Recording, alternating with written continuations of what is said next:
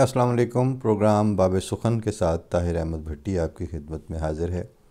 آج ہم نے جمال احسانی مرحوم کی ایک غزل کا انتخاب کیا ہے اس پروگرام میں آپ کی خدمت میں پیش کرنے کے لیے۔ بہت سے شعراء ایسے ہیں کہ جن کی کوئی ایک غزل یا چند اشعار ایسے ہوتے ہیں کہ وہ جب بھی کڑے سے کڑا انتخاب کیا جائے ادب کا، لٹریچر کا، غزل کا یا نظم کا،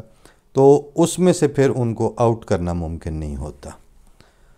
یہ اس میں سے بھی خاص طور پر یہ والی جو نظم میں غزل پیش کرنے جا رہا ہوں، اس کا ایک شعر تھا جو حافظے میں تھا، پھر اس کے بعد یہ غزل ڈھونڈی گئی، اور جب بھی ان سے ایک آدھ مرتبہ کراچی میں ملاقات کا جو موقع ملا تو وہاں پر بھی ایک مشاعرے میں ان سے یہ سننے کا موقع ملا، تو اب وہ دستیاب ہوئی ہے، تو میں آج کے پروگرام باب سخن میں جمال احسانی کی یہ غزل پیش کر رہا ہوں۔ ایک فقیر چلا جاتا ہے پکی سڑک پر گاؤں کی،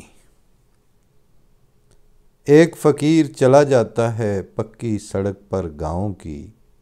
آگے راہ کا سناٹا ہے پیچھے گونج کھڑاؤں کی، آگے راہ کا سناٹا ہے پیچھے گونج کھڑاؤں کی، آنکھوں آنکھوں ہریالی کے خواب دکھائی دینے لگے، آنکھوں آنکھوں ہریالی کے خواب دکھائی دینے لگے، ہم ایسے کئی جاگنے والے نیند ہوئے صحراؤں کی، ہم ایسے کئی جاگنے والے نیند ہوئے صحراؤں کی،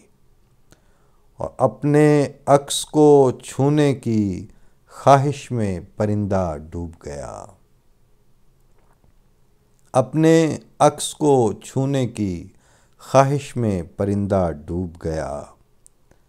پھر کبھی لوٹ کر آئی نہیں دریا پر گھڑی دعاؤں کی،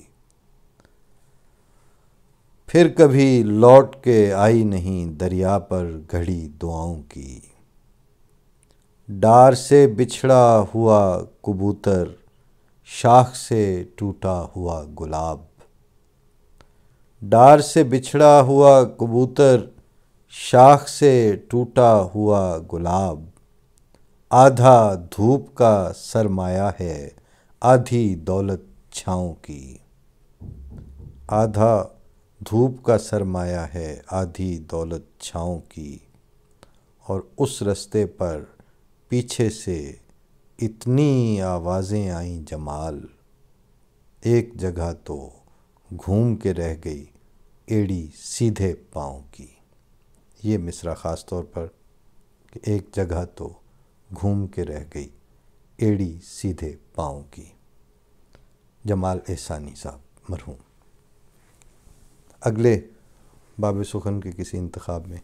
پھر انشاءاللہ ملاقات ہوتی ہے، تب تک کے لیے خدا حافظ، فی امان اللہ، السلام علیکم۔